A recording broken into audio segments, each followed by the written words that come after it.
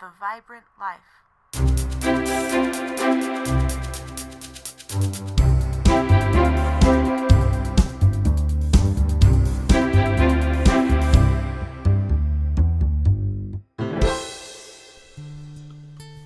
Hello again, and welcome to The Vibrant Life. My name is Emily Romrell. Today is Monday, February 8th, and this is episode 3, The First Wealth is Health. On this episode, I'll talk about the importance of working for and living a healthy lifestyle in all areas of our lives. We'll go over some tips to becoming a healthier person physically, mentally, and emotionally, and we'll talk about how becoming a healthier person is a process that takes time. Thank goodness for that.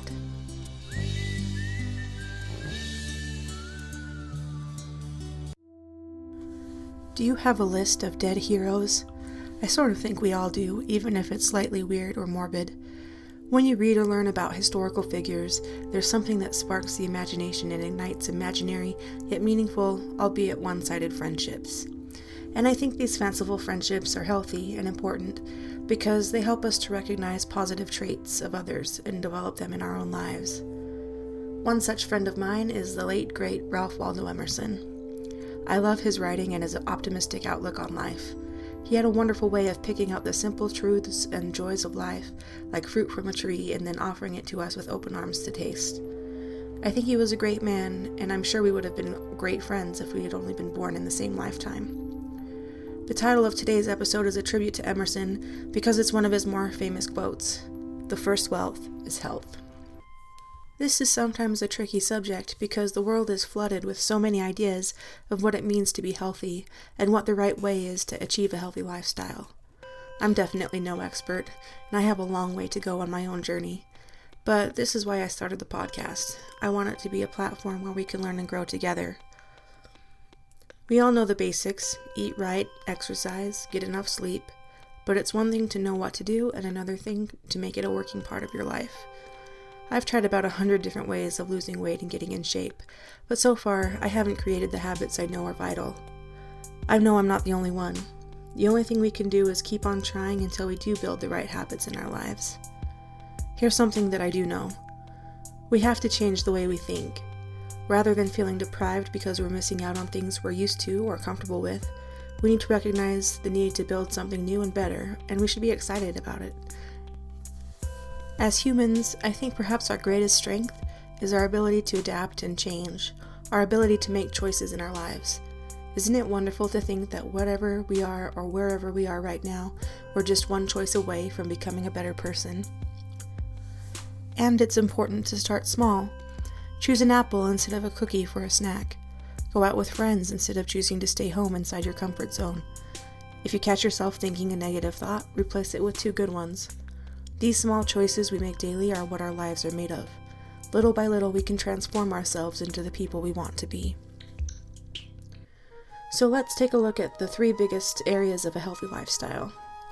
As I said, I still have a lot to learn, but I do have some tips that have helped me on my adventure so far. Physical. Obviously, the first thing to talk about is physical fitness. We all have different objectives here. Many of us, like myself, are trying to lose weight and increase energy. Some of us are more focused on gaining muscle or training for a marathon. Whatever your goals are, here are a few tips that have helped me tremendously. First, get enough sleep. If I don't get a good night's sleep, I know I won't be worth as much the next day.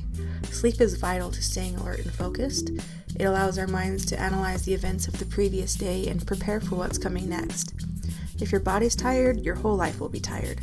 Alternatively, when you are rested, you're ready to meet the daily adventure head on. Second, vitamins. I personally take Melaleuca vitamins, and I can't recommend them highly enough. I can feel the difference when I take them and when I don't. Most people don't get nutrition that they need from their diet alone. Since I've been taking vitamins, I've had more energy, more optimism, and I've felt a lot healthier. So I really recommend you trying a few different options until you find out what works for you. But vitamins really do help, and they really can give you that extra boost that you need.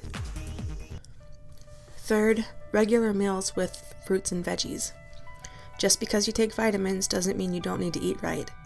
Sadly, the most convenient meals today are the least healthy for you. It's a lot easier to grab a hamburger for lunch than to pack a salad to bring to work.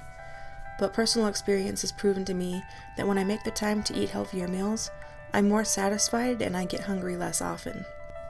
It's also super important not to skip meals and to eat snacks. If you starve yourself the first half of the day, you'll turn into a ravenous monster at the end of the day.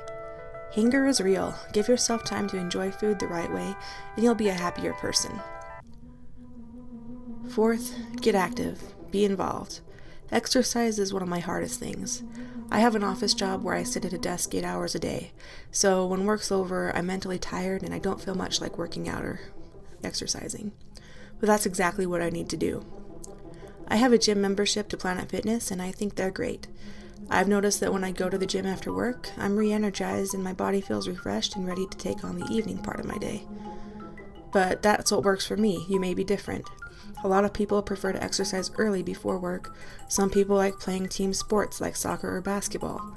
But whatever you do, it's important to find something. The human body is an incredible machine, and it was made for running, jumping, playing, and loving life. We don't need to stop those things when we become adults. We need to be active and use our bodies. The next area of health is mental. It's just as important to keep our minds fit as it is for the rest of our bodies. Here are a few tips for increasing brain power. First, read a lot. I love books, and I love how reading influences your imagination. There's something magical about how our minds work when we read. We're transported into new worlds and discover endless possibilities. Readers have an advantage from this. When difficult things cross our paths, we have the mental experience to teach us how to beat them. Because we've overcome hard things vicariously from books, we can imagine new solutions to problems in everyday life. Secondly, think happy thoughts. This is one of my most important lessons I've learned so far in my life. I'm a very hard person on myself and in my thoughts. I compare myself to others, and I think I should be a better person than I am. It's so easy to self-criticize and become trapped in a circle of negativity. Gradually, I've become very observant of my inner dialogue, and when I find myself thinking negative things about myself or others, I stop and force myself to rethink something positive. By replacing negative thoughts with positive ones, our eyes are opened on how great life really is. Gratitude and hopefulness abound. It's amazing. Just like Peter Pan, happy thoughts can make you fly. I love facts and trivia. My family members teasingly call me a Factoid Ian. There's so much to learn about the world, and I love it. They say you get a new wrinkle in your brain every time you learn something new, and I want my brain as wrinkly as possible. The more I learn about the world, the more I'm in awe of how majestic and beautiful it really is. I've come to realize that each little truth I learn is a puzzle piece helping me understand the bigger picture of the universe a little bit at a time. A healthy brain is a wrinkly brain. 4 is visualize. If you play sports, you're most likely familiar with the power of visualization. I once heard a story about a prisoner of war in a Japanese internment camp during World War II. He loved to golf, so every day he would visualize himself playing 18 holes. He imagined himself taking each swing, and his mind's eye would follow the imaginary golf ball as it flew across the green. When the war ended and he finally came home, he played the best game of golf in his life, even though he hadn't actually played the game in years. We become what we tell ourselves we are. Visualize yourself succeeding in your endeavors, and you're almost guaranteed success. The last area I want to talk about is emotional. Emotional health is overlooked a lot of times. I guess we just take it for granted, or else we feel that we must simply suck harmful feelings up and get on with life. These are big mistakes.